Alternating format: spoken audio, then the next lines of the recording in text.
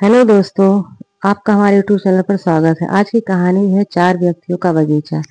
सभी पाठकों से निवेदन है कि अपने कीमती समय में से 2 मिनट का समय निकालकर कहानी को अंत तक जरूर पढ़ें। चार व्यक्तियों के बगीचे की कहानी एक आध्यात्मिक यात्रा है, यात्रा जो मानव जीवन की दिशा तय करती है। चार व्यक्तियों के बगीचे की कहानी मानव जीवन की एक गहन प्रतिकारात्मक कथा है। यह कहानी बताती है कि चार व्यक्ति जंगल के रास्ते पर चलते हुए एक सुंदर बगीचे में पहुंचते हैं, जहां एक बोर्ड लिखा है, आप इसमें केवल 1 घंटा बिता सकते हैं, फिर आपको वापस आना होगा। चारों व्यक्ति बगीचे में प्रवेश करते हैं। पहला व्यक्ति बगीचे का क्षेत्रफल नापने में समय बिताता है। दूसरा व्यक्ति बगीचे के पेड़ों की संख्या गिनता है। तीसरा व्यक्ति पेड़ों और फूलों की प्रजातियों का अध्ययन करता है। चौथा व्यक्ति पेड़ों पर लगे फलों को खाता है और उनका आनंद लेता है। नियमानुसार 1 घंटे बाद चारों व्यक्तियों को बगीचे से बाहर आना पड़ता है, लेकिन केवल चौथा व्यक्ति, जिसने फल खाया, संतुष्ट और तृप्त होकर लौटता है।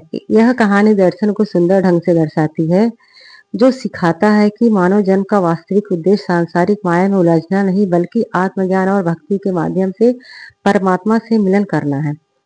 प्रतीकात्मक अर्थ है, बगीचा यह संसार है, माया, सुख दुख और अनुभवों से भरा हुआ यह जीवन की क्षणिक सुंदरता और अवसरों को दर्शाता है।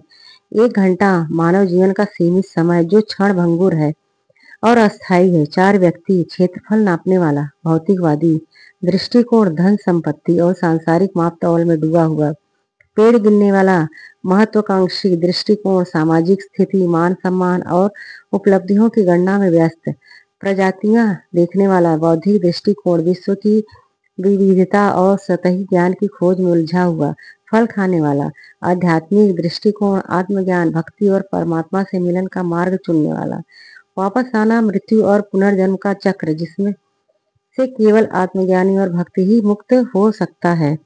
पूर्ण संतों की वाणी के आधार पर व्याख्या। कबीर साहिब ने क्या कहा है, देखिए।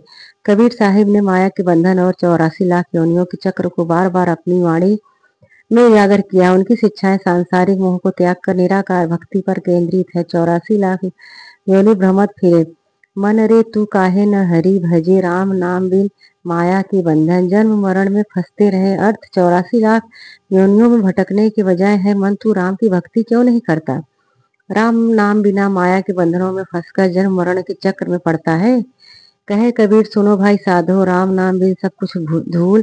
अर्थ, राम के नाम बिना सब कुछ व्यर्थ है। संदर्भ, कबीर साहिब के लिए क्षेत्रफल नापने, भौतिक सुख, पेड़ गिनने, सामाजिक उपलब्धियां, प्रजातियां देखने, बौद्धिक खोज जैसे कार्य माया की जाल है। फल खाने वाला एक साधक है, जो सदगुरु की कृपा से दुनिया की भोगों फल खाने के साथ साथ नाम रूपी भक्ति में लीन होकर सतलोक की ओर बढ़ता है। गुरु नानक साहिब क्या कहते हैं, देखिए। गुरु नानक साहिब ने गुरु ग्रंथ साहिब में वे कहते हैं, नाम बिना सब मिथ्या, मन माया में भूल, हरि नाम जपि साध संगति, कहाँ नावे चूल। अर्थ, नाम के बिना सब कुछ मिथ्या है, मन माया में भटकता है, साधु की संगति में हरि का नाम जप, तभी 84 का चक्कर समाप्त होगा। सती गुरु बिना ना मोक्ष मिले, बिन सती गुरु भव सागर तैरे ना। अर्थ, सच्चे गुरु के बिना मोक्ष नहीं मिलता, उनके बिना भव सागर पार नहीं होता। संदर्भ, गुरु नानक साहिब के लिए फल खाने वाला यह सीख है, जो सदगुरु की शरण में नाम सिमरन के माध्यम से माया के बंधनों से मुक्त होकर परमात्मा में मिलन करता है। दादू दयाल साहब जी क्या कहते हैं इसी संदर्भ में। दादू साहब ने माया की नश्वरता और भक्ति की महत्व पर बल दिया है। दादू, माया मोहनी छल छल छलाती जाए, राम नाम रट लागी, तहा न माया ठाए। अर्थ, माया मोहनी है, यह छलती है और भटकती है, राम का नाम जपने से माया का प्रभाव समाप्त हो जाता है। यह तन माटी का पुतला माटी में मिल जाए, दादू राम नाम रट ले ताकि 84 छाया। अर्थ, यह शरीर मिट्टी का पुतला है, मिट्टी में मिल जाएगा, राम का नाम जप ताकि 84 का चक्कर समाप्त हो जाए। संदर्भ, दादू साहब के लिए फल खाने वाला वह साधक है, जो माया के संसारिक कार्यों को छोड़कर राम के नाम में डूब जाता है। गरीबदास साहब जी इसी को क्या समझाते हैं।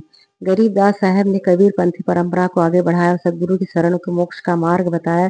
84 नरक भोग बिना सदगुरु को लाग, गरीबदास राम रटो सदगुरु शरण सुहाग। अर्थ, 84 का नरक भोगना पड़ता है, बिना सदगुरु कोई मुक्ति नहीं पाता। गरीब दास कहते हैं, राम का नाम जपो और सदगुरु की शरण लो, माया मोह बंधन में जीव भटकता जाए, सदगुरु नाम दियो ताकि 84 जाए।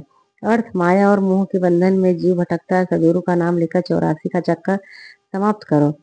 संदर्भ गरीबदास जी के लिए फल खाने वाला वह साधक है जो सदगुरु की कृपा से माया के बंधन काटता है और सतलोक की ओर बढ़ता है। शास्त्रों के आधार पर व्याख्या। वेद और उपनिषद।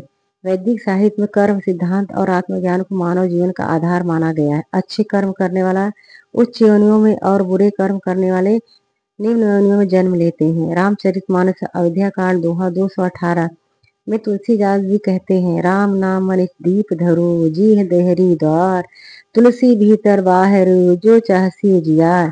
अर्थ, राम का नाम एक मणि दीपक है, इसे जीव और हृदय के द्वार पर रख। गोस्वामी तुलसीदास जी कहते हैं, अगर अपने भीतर बाहर उजाला चाहता है तो ऐसा कर। संदर्भ रामायण में फल खाने वाला वह भक्त है जो राम की भक्ति में लीन होकर माया से मुक्त होता है। मानव जन्म एक अनमोल अवसर है जो परम पिता परमात्मा ने 84 लाख योनियों के बाद प्रदान किया है। इस जीवन उद्देश्य माया के जंगल में भटकना नहीं है, बल्कि सतगुरु की शरण में सतनाम का सुमिरन और सत्संग के माध्यम से सतलोक की ओर बढ़ना है।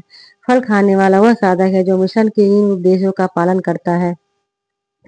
सदगुरु की शरण सदगुरु आत्मा को परमात्मा से जोड़ने वाला मार्गदर्शक है। सतनाम का सुमिरन नाम जब आत्मा को माया से मुक्त करता है। सत्संग साधक को सही मार्ग पर ले जाता है। निष्कर्ष, 4 व्यक्तियों की बगीचे की कहानी मानव जीवन की गहन सच्चाई को उजागर करती है। पूर्ण संतों कबीर, नानक, दादू, गरीबदास और विश्व की सभी धर्मों की शिक्षाएं एक ही संदेश देती है।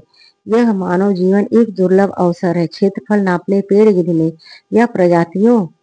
या प्रजातियां देखने जैसे संसारिक कार्य माया के बंधन फल खाने वाला साधक है जो आत्मज्ञान भक्ति के मार्ग पर चलकर जन्म मरण के चक्र से मुक्त होता है। कृपया इस कहानी को ज्यादा से ज्यादा शेयर करें। धन्यवाद।